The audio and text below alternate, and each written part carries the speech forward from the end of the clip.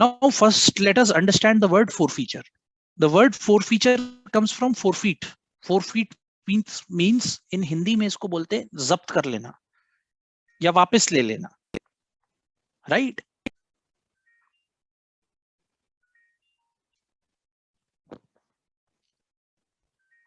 Sorry, slight disturbance. तो इसको वापस कर लेना जो है, this is what is called forfeiture of shares, right? Now forfeiture of shares का मतलब यह है कि अगर आपसे कुछ पैसा कंपनी ने शेयर्स में मांगा कि इतना पैसा मुझे दे दीजिए, मान लीजिए पहले उन्होंने एप्लीकेशन मनी के लिए मांगा, फिर अलॉटमेंट मनी के लिए मांगा, फिर फर्स्ट कॉल मांगी, फिर फाइनल कॉल मांगी, example, right? And you have not paid any money, for example, for that matter. So what will you do? कि आप जो पैसा आपने मांगना शुरू किया एप्लीकेशन पर, जो पैसा, this is too much of noise.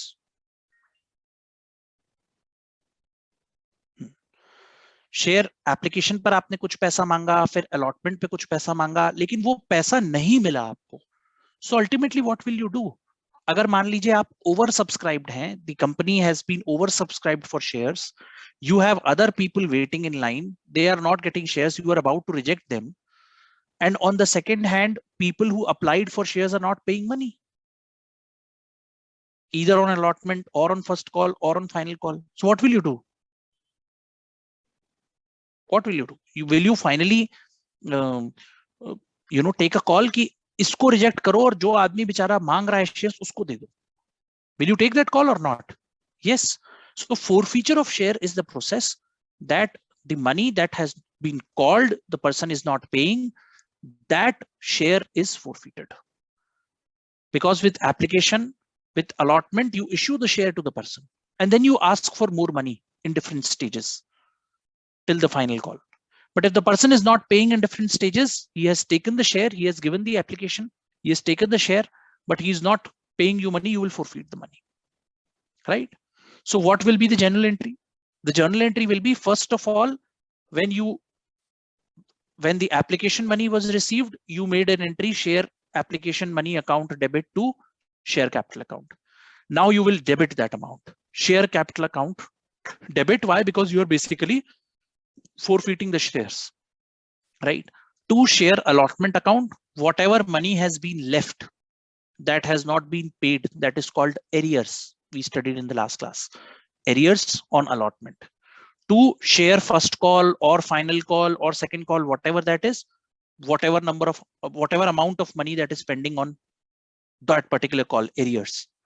To share forfeited account, the amount that you have received. For example अगर एप्लीकेशन का आपने अमाउंट रिसीव किया है तो वो अमाउंट आप टू शेयर फॉरफिटेड अकाउंट करके क्रेडिट कर देंगे, right? Because you have not received the payment of other calls और अलॉटमेंट एटसेट्रा. तो ये आपकी एंट्री हो गई. एग्जैक्टली आपने उल्टी कर दी एंट्री, शेयर कैपिटल को डेबिट कर दिया, so that you have nullified this particular share holder from your books of accounts, and now you can basically give this particular piece of share to somebody else. ठीक है? Clear? Yes, sir. If you are forfeiting the share which was originally issued at premium, अगर premium पे issue किया है तो कुछ नहीं करना है, सेम एंट्री होगी. जो प्रीमियम का अमाउंट आपने पहले क्रेडिट किया था उसको डेबिट कर देंगे अलॉन्ग विद शेयर कैपिटल. जो ऊपर वाली एंट्री है that is for issued at par, shares issued at par. उसमें तो कुछ था नहीं, 10 रुपए का शेयर है, 10 रुपए का शेयर है, तो आपने कैपिटल और फॉरफीचर का अमाउंट उसी से कर लिया क्रेडिट.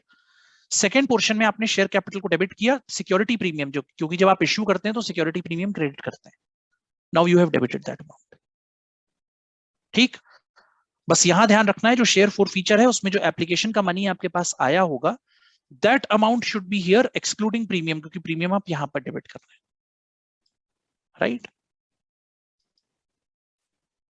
डिस्काउंट वाला irrelevant है topic, you know that it does not, so Companies Act does not allow you to issue shares at discount. Only sweat equity shares to employees can be given at discount.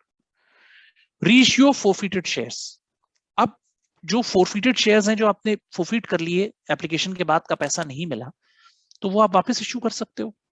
तो when you are reissuing them at par without premium, so what will be the entry? Bank account debit to share capital account. जिसको आपने दिया उसने आपको पैसे दे दिए, against which you will mention bank account debit to share capital account. The second situation is when you are issuing that at premium, bank account debit, the total amount, share capital plus premium to share capital account to share security premium account or share premium account, whatever that you want to mention. इसकी जो narration है इस पे ध्यान दीजिएगा, इसमें आप clearly लिखेंगे being forfeited shares reissued at par or being forfeited shares reissued at premium. ये भूलिएगा मत, ठीक है? Yes, sir. Okay. Reissue at discount. Now this can only be done in case of forfeited shares being issued to members of staff, employees of the company as sweat equity shares. तभी आप ये कर सकते हैं bank account debit, share forfeited account debit, which is discount on reissue to share capital account, only when you are issuing sweat equity shares to the employees of the company. It cannot be issued at public level पर आप discount नहीं दे सकते लोगों को, right? तो bank account debit to share forfeited account which is the discount amount, जो discount आप कर रहे हैं। 100 रुपए का शेयर है, आप 90 रुपए पे इश्यू कर रहे हैं, bank account will be debited with 90 rupees, share forfeited account slash share discount account 10 rupees to share capital account 100 rupees, right? Profit on reissue of shares और कैपिटल रिजर्व। नाउ ये देखिए एक बड़ी इंटरेस्टिंग चीज ये होती है कि जब आपने शेयर फोरफिट किया तो आपने मान लीजिए 100 रुपए का शेयर था, उस पर 10 रुपए आपने कमाए, राइट? 90 रुपए आपने गवा दिए। इन द सेकेंड कैटेगरी, जो आपने ऊपर भी शेयर फोरफिटेड अकाउंट देखा था, क्रेडिट साइड में आ गया था, यहाँ पे अब डेबिट साइड में आ रहा है। मान लीजिए वो जो 90 रुपए आपने गवा दिए, एग्जाम्पल, अब आपने जब रीइश्यू किया यही 100 रुपए का शेयर, तो आपने 120 रुपए पे इश्यू किया प्रीमियम, और आपने 120 पूरे रिसीव कर लिए जो ऊपर आपने एंट्री करी, bank account debit 120 to share capital 100 to security premium 20 rupees. अब जो आपको प्रॉफिट हुआ ऑन री इश्यू, तो देखिए अमाउंट फॉरफिटेड ऑन री issued shares minus discount on री issue of shares. Capital reserve कब बनेगा? When the shares originally issued at discount और री इश्यूड एट डिस्काउंट। अब कैपिटल रिजर्व केवल तब आप क्रिएट करेंगे या अनाउंस करेंगे जब आप ये वाली एंट्री करेंगे, ये वाली एंट्री करेंगे। But this is again, I am reiterating, ये केवल तब एंट्री होगी जब स्टाफ को स्वेट इक्विटी शेयर्स इश्यू होते हैं। This is not this any kind of reissue और issue of shares can not be at discount to the public at large. ये बहुत बहुत क्लियर आपको होना चाहिए। तो ये एंट्री जो है shares forfeited account debit to capital reserve account is when you have, जो शुरू में इनिशियली आपका पैसा खत्म हो गया था, डिस्काउंट पर इश्यू करने के बाद आपको पैसा वापस मिल गया, जो डिफरेंस है उस डिफरेंस को आप कैपिटल रिजर्व अकाउंट में ट्रांसफर करेंगे। Amount forfeited on reissued shares जो आया minus excess discount on reissue of shares. और मैं वैसे आपको एक प्रैक्टिकल सिनेरियो भी बता देता हूं। नॉर्मली कई बार ये ऑर्गेनाइजेशंस एंड कंपनीज ये करती हैं, जो उनके फॉरफिटेड शेयर्स होते हैं उनको मार्केट में ले जाके इश्यू करने की बजाय स्टाफ मेंबर्स को इशू कर देती है एट अ डिस्काउंटेड प्राइस, और उससे जो है थोड़ा बहुत गेन वो कर लेते हैं। जैसे 90 रुपीज का शेयर 195 में आपने सेल कर दिया, तो 100 से तो नीचे ही सेल किया आपने, but you have gained 5 rupees as capital reserve. Why? Because your discount earlier was 10 rupees, now your discount is 5 rupees, the difference is 5 rupees. तो capital reserve में आपके 5 रुपए आप ट्रांसफर कर देंगे from share forfeited account. This is how basically they calculate the profit on reissue of shares on discount. That is about forfeiture of shares. बहुत simple chapter है, कोई मुश्किल chapter नहीं है. Now, any questions on this?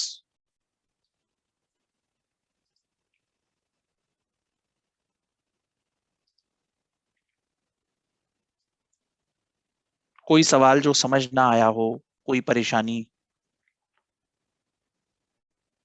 All okay? No. Yes, sir. All okay. ठीक है, बहुत simple journal entries हैं। If you understand the concept of general entries, I do not think कि इस चैप्टर में कोई ऐसी परेशानी आपको आएगी। ठीक, let us just start redemption of preference shares. ये एक नया चैप्टर हम स्टार्ट करेंगे आज, रिडम्पशन ऑफ प्रेफरेंस शेयर्स। ठीक है, section 80 of Companies Act 2013, it lays down how preference shares may be redeemed, right? So how preference shares can be redeemed, you can see कि company के available profit में से जो dividend है उसको announce करके आप रिडीम कर रहे हैं। सेकेंडली, और fresh issue of shares for redemption. Fresh issue of shares for redemption का मतलब यह है कि आपके प्रॉफिट में से जो पैसा है उसमें डिविडेंड आप दे रहे हैं, that is one way of redemption of preference shares. The second way of redemption of preference shares is नया इश्यू आपने शेयर्स का कर दिया, उससे जो पैसा मिला पुराने शेयर्स को आपने रिडीम कर दिया, राइट? इस बात को ध्यान में रखने की जरूरत है when you are redeeming the preference shares, right? Only in one condition preference shares can be redeemed when they are fully paid. fully paid का क्या मतलब है?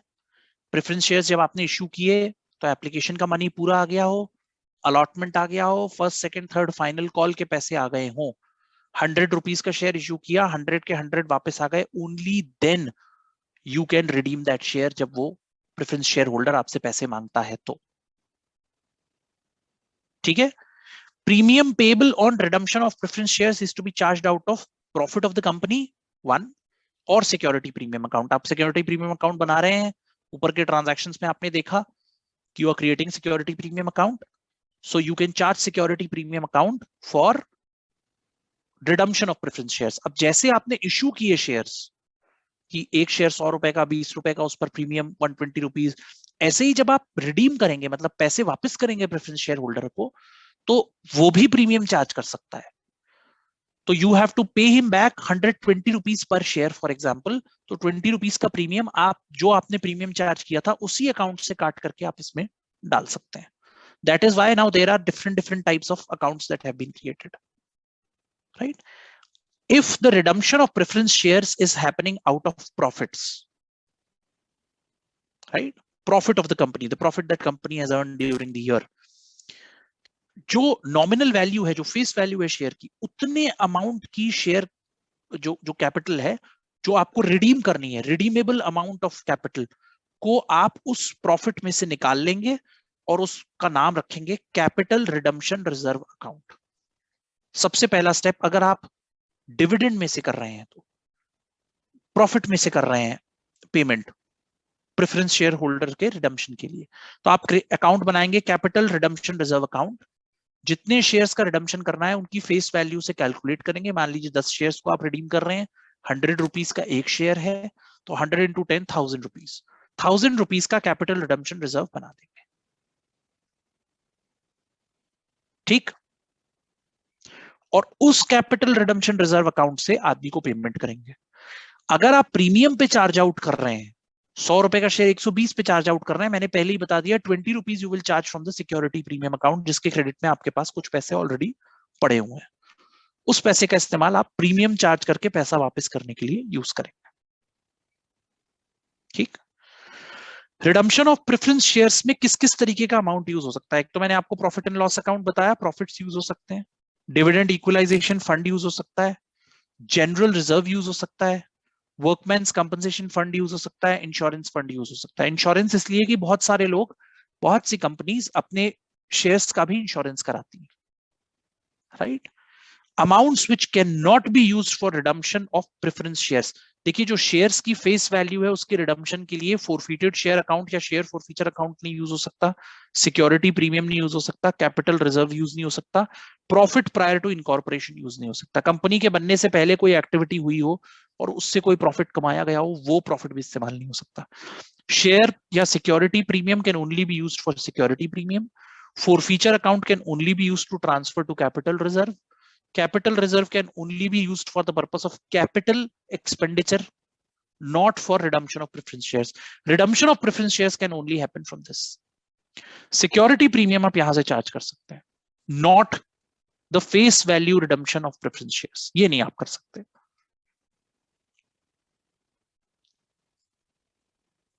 अब ये देखिए, redemption out of profit, if you do redemption out of profit from the profit and loss account अगर आप payment करते हैं प्रेफरेंस शेयर्स का, तो redeemable preference share capital is what, it should be equal to capital redemption reserve account.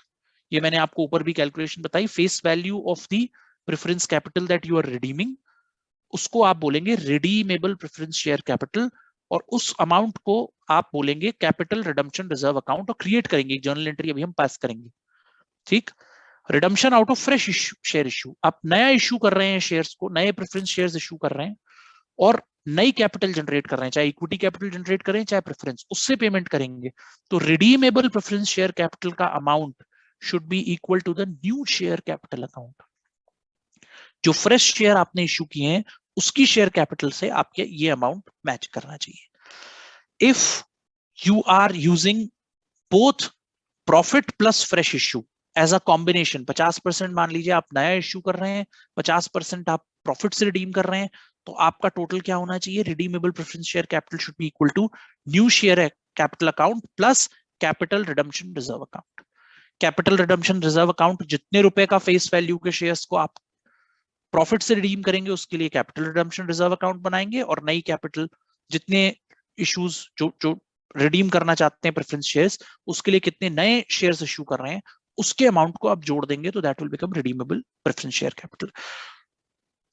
ये आपको ध्यान रखना है। दूसरा, केवल वही प्रेफरेंस शेयर्स रिडीम हो सकते हैं जो फुली पेड हैं और रिडीमेबल प्रेफरेंस शेयर कैपिटल है। बहुत सारी प्रेफरेंस शेयर कैपिटल कंपनी के अंदर कन्वर्टेबल होती है, convertible into debentures, convertible into equity shares, उनका रिडम्पशन नहीं हो सकता।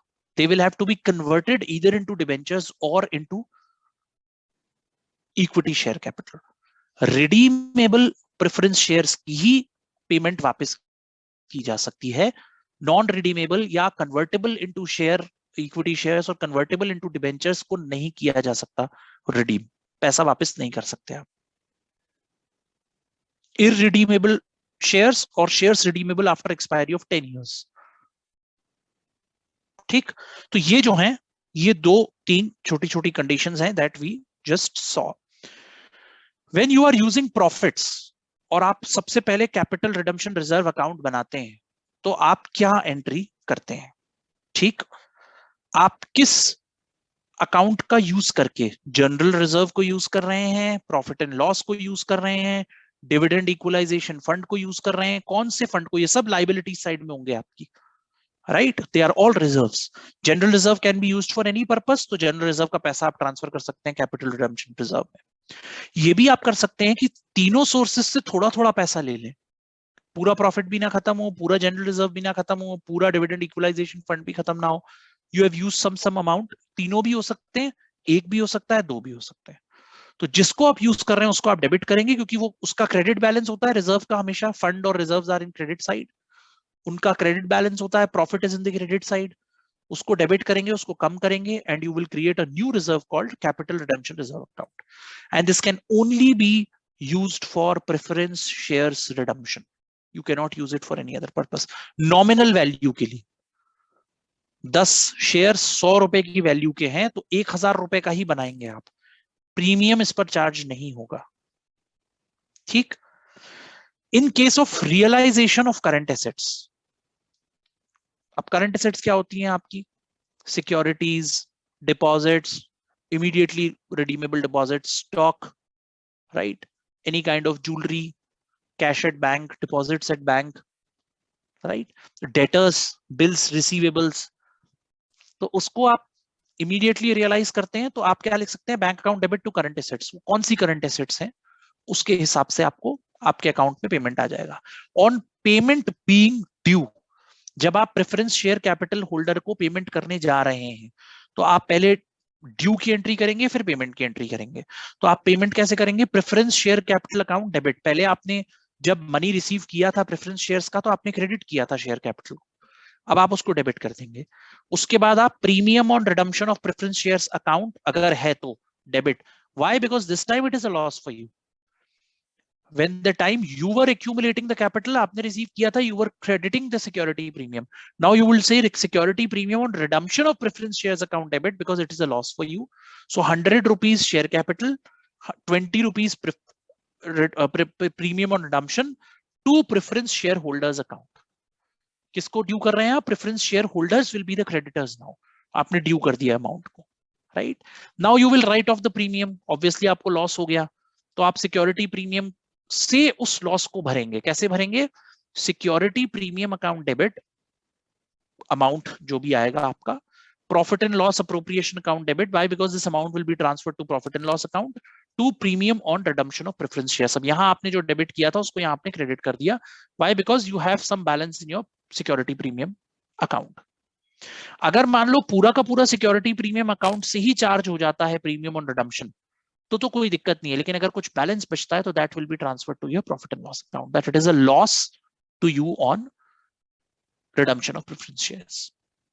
ठीक, नाउ यहां पर आपने ड्यू कर दिया, यहां आपने पे कर दिया। क्या पे कर दिया? Preference share holders account debit, जिसको आपने पे कर दिया उसको आपने डेबिट कर दिया to bank account, you have paid the money. जो यहां पर अमाउंट उसके क्रेडिट साइड में ड्यू था वो आपने यहां पर पे कर दिया। Very very simple entry, there is no rocket science about this, बहुत सिंपल 3 एंट्रीज। अब आ जाता है अगर आप न्यू शेयर्स इश्यू करके रिडम्पशन करते हैं तो कुछ नहीं करना है आपको। जो न्यू शेयर्स को इश्यू करने की एंट्रीज है वो पहले चैप्टर में हमने पढ़ी कि न्यू शेयर्स को कैसे इश्यू करेंगे आप, right? Application money, allotment money receive करेंगे, फर्स्ट कॉल, फाइनल कॉल, उसके बाद शेयर कैपिटल में उसको ट्रांसफर करते जाएंगे। हर मनी को ड्यू करके bank account debit to share application account, उसके बाद share application debit to share capital account. ऐसे ही allotment, due, transfer to share capital, ऐसे 4 एंट्रीज आपकी आ जाएंगी। प्रीमियम पे तो प्रीमियम क्रेडिट हो जाएगा, राइट? एट पार है तो प्रीमियम नहीं आएगा। उसको करने के बाद प्रीमियम अकाउंट को भी शेयर कैपिटल में आप रखेंगे और इश्यू कर देंगे। देन एट द एंड अब आपको जो अमाउंट पे करना है, किसको? शेयर होल्डर्स को, तो वो बिल्कुल इसी तरीके से पे होगा जैसे यहां पर आपने एंट्रीज करी।